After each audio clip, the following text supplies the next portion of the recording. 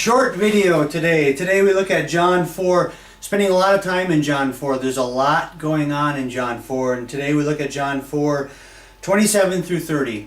So we know the backdrop here is we saw there was a foreshadowing of the cross in the first part of John. This will be revisited in John 19. And then we saw Jesus speaking to the Samaritan woman, and he does what he did with Nicodemus. He speaks in the natural, in the physical, and then he kind of slowly drags him into the spiritual. He reveals who he is, and he does that with this woman. How do we know? How do we know he drags her into the spiritual? Well, he starts talking about living water. My well, my well is better than Jacob's well. Jacob, the old Israel, had a well, and you got water from it, but you had to come back. I'm the real Israel, and if you come to me, if you would just come to me, I will give you living water. He's going to revisit this in John 7:38. He's going to say, if anyone thirsts, let him come to me, and out of him will come living water. And it appears that the woman at the well receives the living water. How do you know when someone receives the living water? That's the major point of today's video. How do you know someone has met Jesus? For real. A lot of people would say, yeah, I'm a Christian. Yeah, I'm a Catholic, I'm a Lutheran, I go to church once a week. How do you know someone really loves Jesus? How do you know? Let's take a look. John 4:27, just then, he just got done telling the woman at the well about the location. He is the location, right? Not on this mountain or that mountain. The Father's looking for people who worship Him in spirit and truth. I am the place. Come to me. I who speak to you am He, right? I am the Messiah. That's what He's telling her. Verse 27, just then, at that moment, just at the right time, God sovereignly ordains the disciples came back. They marveled that He was talking with a woman. Jewish men typically wouldn't be alone with a woman talking to her, especially a Samaritan woman. But this one is the Messiah, right? He doesn't have to follow those rules because His interest is in her heart. He's looking to give her living water. He's looking to save her. So they didn't say, what do you seek, or why are you talking with her?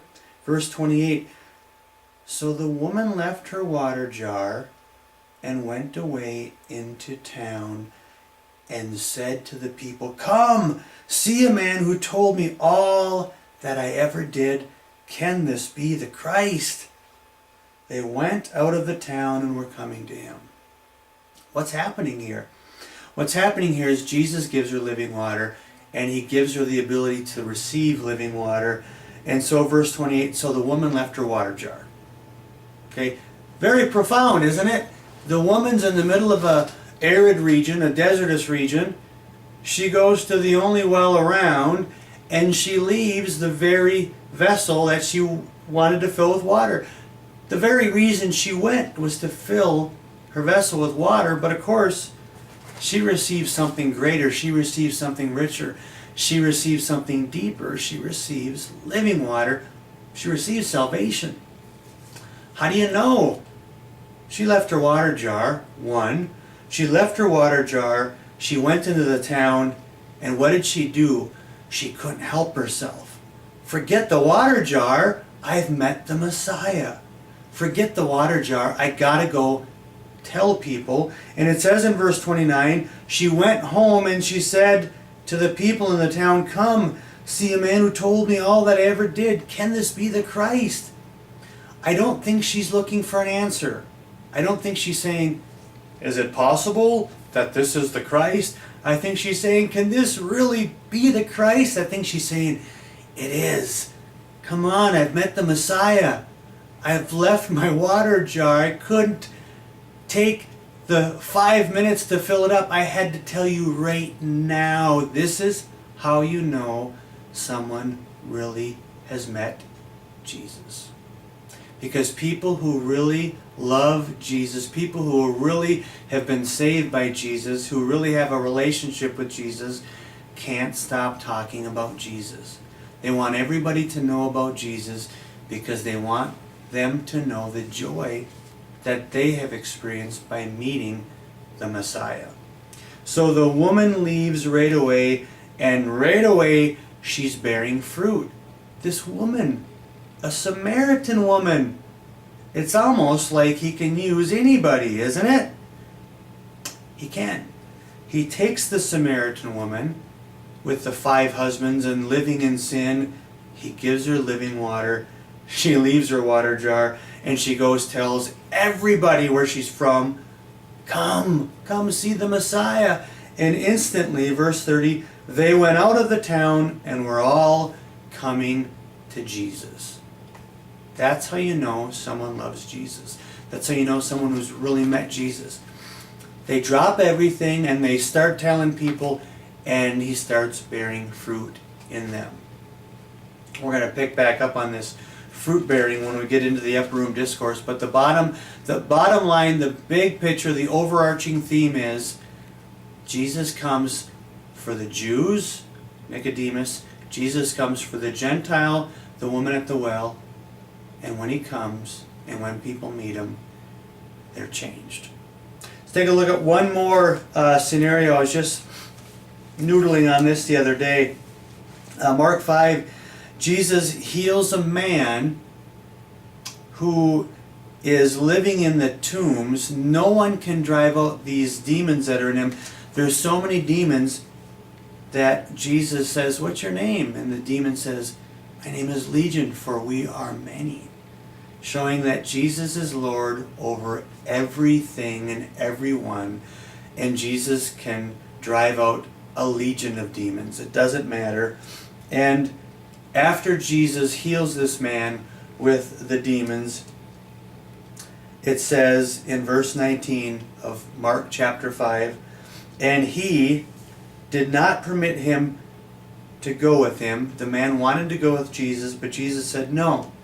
Go home to your friends and tell them how much the Lord has done for you and how he has had mercy on you. This is what you're going to do. This is my assignment for you." Verse 20, and he went away and began to proclaim in Decapolis how much Jesus had done for him, and everyone marveled. Jesus heals Nicodemus, we're going to find out later.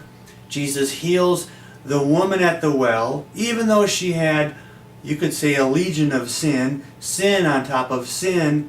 Jesus heals the man in the Gerasenes in Mark 5 who's infested with a legion of demons.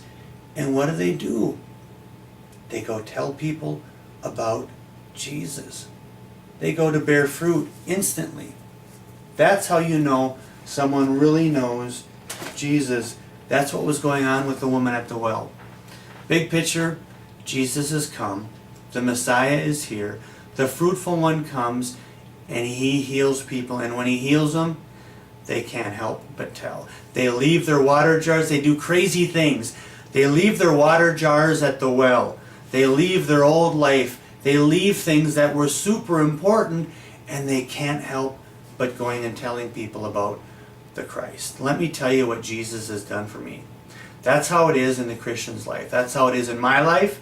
And if you're in Christ, that's how it is in your life.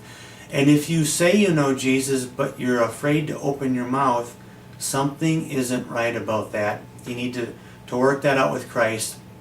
If you've never met Jesus, ask him to save you. If he can drive out a legion of demons, if he can forgive a woman who's had 5 husbands and is living in sin, and can use them to bear fruit for his kingdom, he surely can save you too.